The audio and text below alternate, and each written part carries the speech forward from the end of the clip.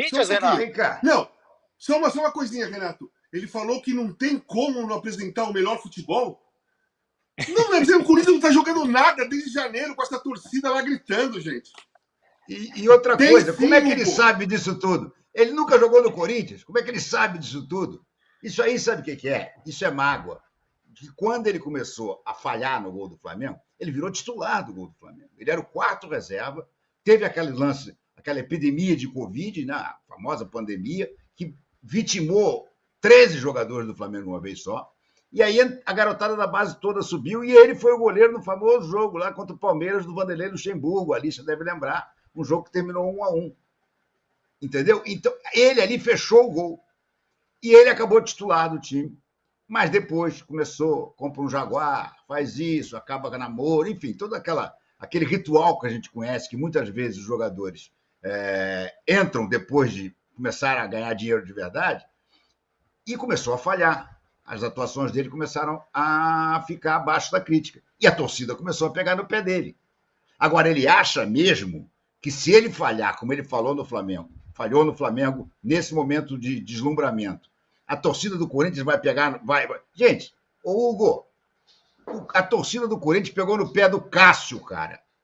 Do Cássio, que é simplesmente o maior ídolo da história de goleiro do Corinthians. Engole 2 ou 3 frangos aí que você vai ver o que é apoiar até o final. Casão, você jogou nos dois. Oi. Torcidas mudaram. Não, mas são torcidas. As torcidas são diferentes porque as características das cidades são diferentes.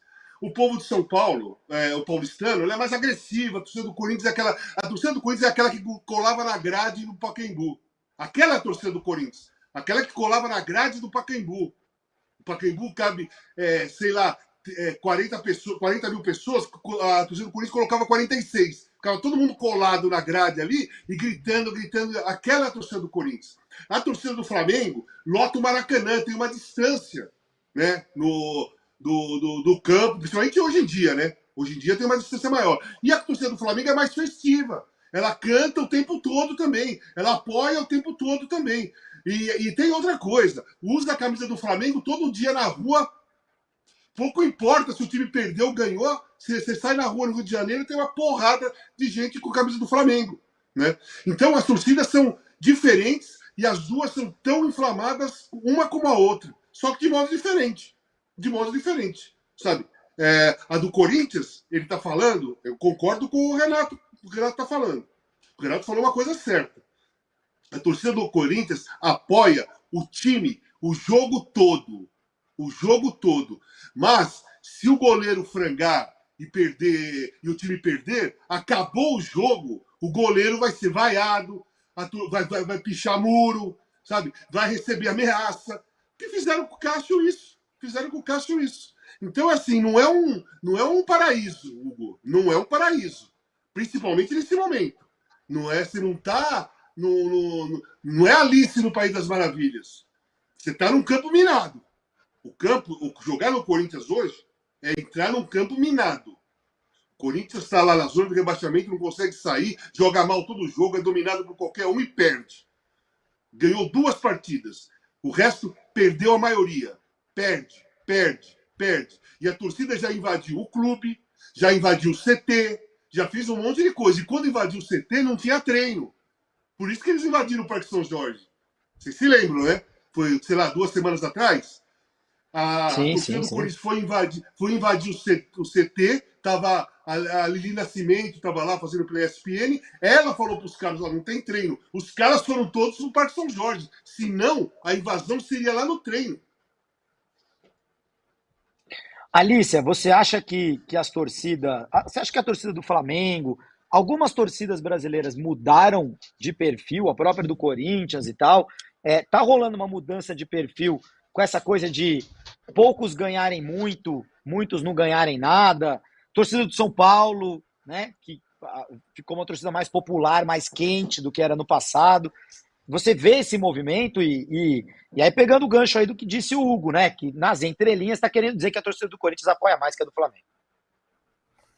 Pois é, eu acho um movimento um pouco arriscado do Hugo, né? Claro, eu entendo ele querer, né, cair nas graças da da torcida do Corinthians, chegando agora e tal, mas acho muito perigoso você queimar pontes, e especialmente queimar pontes com o clube que tem a maior torcida do Brasil, né? Que é o que ele está fazendo com a torcida do Flamengo. Não acho muito estratégico. Acho que ele podia dar um jeito de fazer um afago na torcida do Corinthians sem precisar alfinetar a do Flamengo. Eu acho que tem um pouco de mudança de perfil dentro do estádio pelo fator arenização, né? Os ingressos muito caros fazem com que a atmosfera dentro do estádio seja diferente. Isso para mim ficou muito palpável.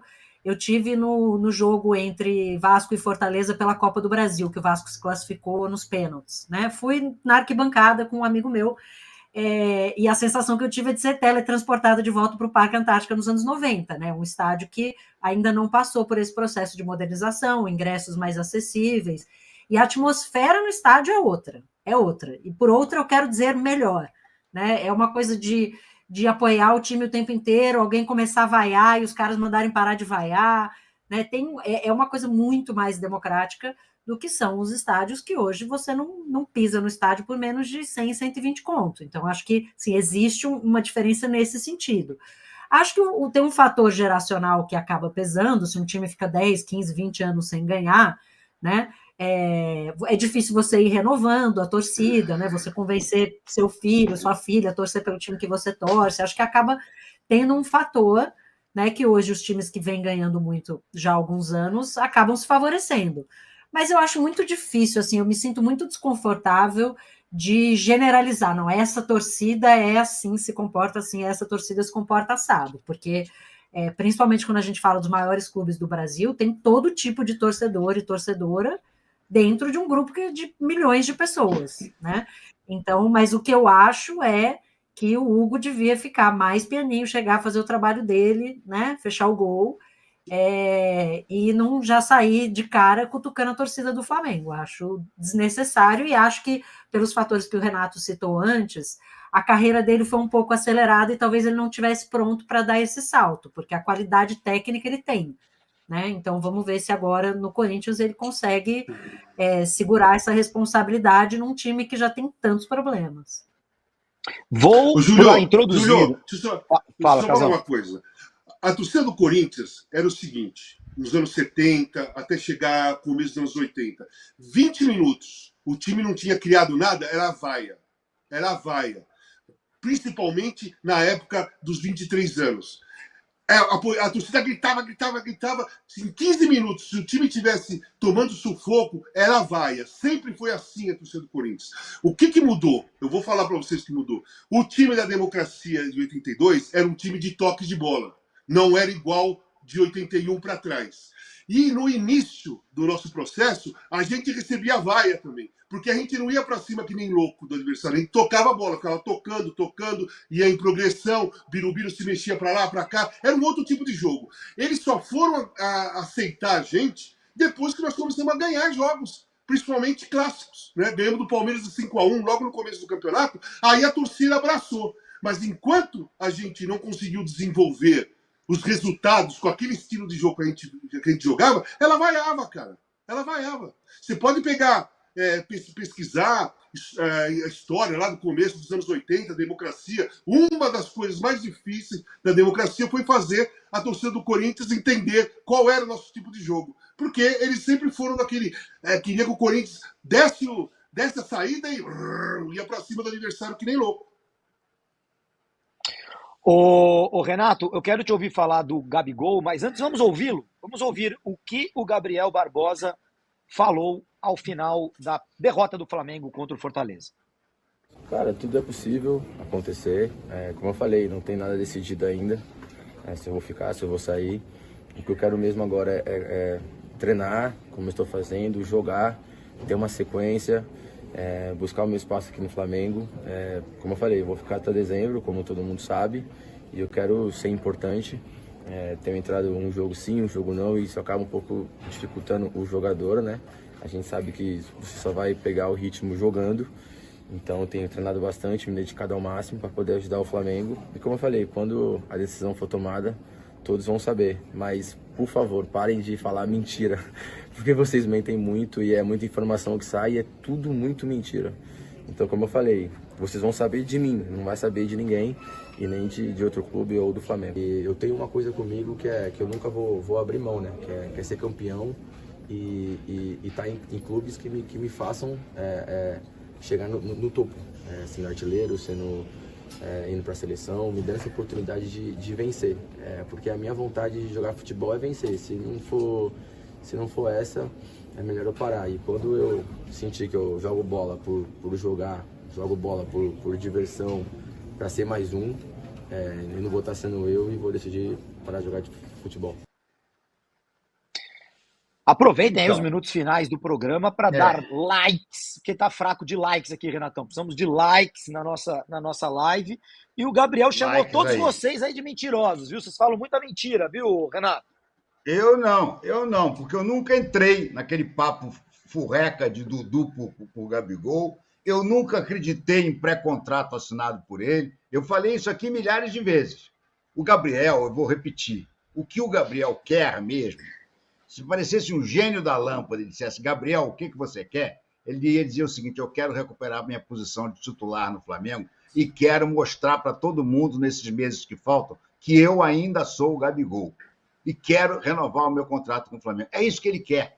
Agora, ele sabe que a situação não está fácil, porque ele está no banco do Pedro, está difícil tirar o Pedro, porque o Pedro não para de fazer gol, e quando ele tem entrado, ele não tem entrado bem. Ontem ele entrou bem e ia fazendo o gol do empate. Ele fez o gol de empate, mas estava com o joelho na frente do zagueiro do Fortaleza e o gol foi anulado. A vibração dele, a comemoração dele foi tão efusiva, tão alucinada, que mostra o tamanho da vontade que ele está de recuperar esse lugar no Flamengo, voltar a ser importante para o Flamengo. Ele não vai assinar com ninguém até dezembro, gente. Ele quer passar esse tempo tentando provar para o Flamengo que ainda pode ser útil.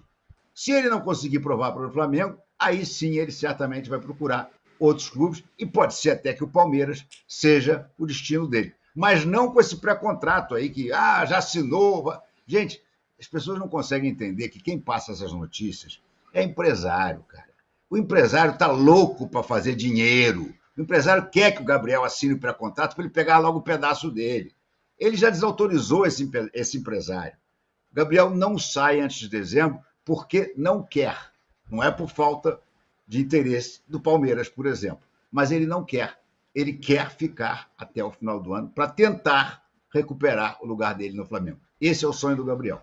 Se não conseguir recuperar, no final do ano aí sim ele sai. Pode ser para o Palmeiras, pode ser para o Cruzeiro, pode ser para o Bahia, pode ser de qualquer clube que esteja disposto a pagar o que ele quer. Mas o sonho dele mesmo é ficar no Flamengo. E ele ontem entrou muito bem no jogo. Ele quase deu o empate para o Flamengo e botou bola na cabeça do Carlinhos, que o Carlinhos cabeceou para fora, fez inversões de jogo. Ele ontem, depois de muito tempo, depois de um longo e tenebroso inverno, Gabriel deu pinta de que pode sim voltar a ser aquele goleador que a gente conhece. Alícia, o Gabriel tem chance de disputar vaga nesse time titular do Flamengo? Olha, vai precisar jogar o que não jogou até agora e vai precisar do Pedro em má fase, né? Não vejo nesse esquema do Tite ele tendo a oportunidade de jogar junto com o Pedro, né? Não só no esquema, mas pelo elenco que o Flamengo tem hoje. E hoje precisaria de uma circunstância muito especial para estar fora, né? Precisaria de algum momento em que o Tite resolvesse rodar elenco, né? Volta agora em agosto, Copa do Brasil e Libertadores. Então acho difícil, né? Porque ele precisa, para provar, ele precisa ter mais oportunidade. Para ter mais oportunidade, ele precisa entrar bem e o Pedro não. Então acho que vai ser difícil, mas acho que ontem finalmente teve uma mensagem clara, né, do Gabriel, de mais uma declaração de amor, mas agora mais específica, mais clara, até porque agora, né, atuando, ele não pode atuar por outros clubes, de que ele fica até o final do ano, né? E a informação em relação ao Palmeiras é de que há, sim, uma oferta de um pré-contrato para ele começar no ano que vem, né? E a história do Dudu teria vindo do Flamengo como uma tentativa de não precisar perder o Gabriel de graça. Mas, de fato... Não veio do Flamengo, não. Não veio do Flamengo, não, Alícia, me desculpe. Não veio do Flamengo. Essa proposta partiu do Palmeiras. Quem tem interesse em se livrar do Dudu é a Leila. O Flamengo nunca teve interessado no Dudu. O Palmeiras foi quem procurou o Flamengo e disse, olha, eu continuo querendo o Gabriel, mas eu não tenho dinheiro para pagar, não vou fazer. Que tal vocês ficarem com o Dudu? Seria uma loucura completa se viesse do Flamengo. Não foi assim. Quem propôs a troca foi o Palmeiras. E, aliás, a troca só era boa para o Palmeiras. Eu acho questionável se a troca é boa para o Palmeiras, porque tem a possibilidade do Gabriel vir de graça no começo do ano que vem, né? E de o Palmeiras vender o Dudu em outro momento. Mas, enfim, eu acho que a probabilidade de acontecer qualquer coisa que não seja para o início do ano que vem, hoje está praticamente, né, eliminada, e o Gabriel vai ter muito pouca oportunidade dentro do Flamengo de se mostrar, e tem a dificuldade que ele está tentando tirar a vaga de um cara que é muito bom, e que dificilmente vai perder essa posição. Casão, para a gente encerrar, queria te ouvir sobre o tema. Nunca foi a imagem que o Gabriel passou ao longo da carreira, nunca foi de um batalhador por vaga, ou para mostrar para um técnico que o técnico está errado. Né? Não teve espaço na Europa, veio para cá, e aí deu muito certo no Flamengo por bastante tempo. Será que ele vai conseguir mostrar para o Tite alguma coisa que o Tite não viu ainda nele? Porque o Tite não convocava o Gabriel para a seleção brasileira quando o cara estava voando. Então, esquece. O Tite não gosta do Gabriel. Caramba. Se gostasse, teria levado para a Copa. Se gostasse, teria convocado em 19 já, né? Para coisas importantes. Eu penso um pouco diferente do Renato e um pouco diferente da Alice. Eu acho o seguinte: falta uma semana e meia para ele jogar o 7º jogo. Eu não descarto a saída do Gabriel. Porque isso que ele falou na entrevista, ele já falou outras vezes completamente ao contrário. Ele pôs a camisa do Corinthians, ele fez isso. Então, cara, quem crava? Quem pode cravar mesmo que ele falou ontem, ele vai bancar? Falta uma semana e meia para o próximo jogo do Flamengo, que é contra o Criciúma, no outro final de semana. Nós estamos na sexta-feira. Até o outro final de semana, uma semana e um pouquinho. O Flamengo não vai jogar. Ele tem 6 jogos. Ele pode sair até o próximo jogo do Flamengo. Se ele entrar em campo no próximo jogo do Flamengo, acabou. Aí eu acredito, não vai sair mais. Mas, enquanto ele pode sair, eu não descarto a saída dele. Para mim, é 50 por 50. 50% para ficar e 50% para sair. Tem uma semana e um pouquinho para ele jogar o 7º jogo. Pode acontecer de tudo. Pode chegar uma proposta irrecusável. Pode chegar uma proposta... Quem que vai fazer a proposta, Casão? Eu não sei, cara. Não sei, cara. Não tem ninguém. Renato, falta uma semana para ele jogar o 7º jogo. Sim, mas não tem ninguém para fazer essa proposta. Se tivesse, já tinha feito. O Flamengo botou na geladeira justamente para que quem quisesse pudesse fazer a proposta antes dele fazer 7 gols. Não apareceu ninguém. Só apareceu a oferta do Dudu. Então, mas você sabe que para contratar o Gabriel, os caras têm que pensar muito.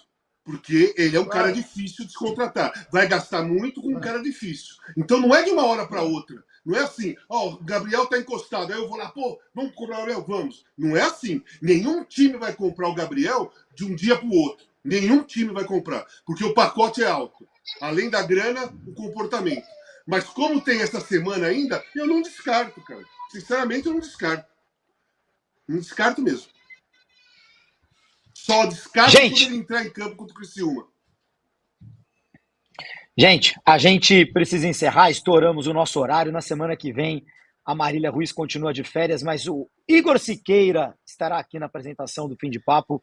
Um grande Igor. Obrigado pelo apoio aí, pela amizade. Valeu, Renato. Valeu, Alicia. Valeu, Casão. Valeu, gente. A altura ao longo dessa semana. E na semana que vem, o Igor assume o Fim de Papo, que eu vou de férias. Valeu, minha gente.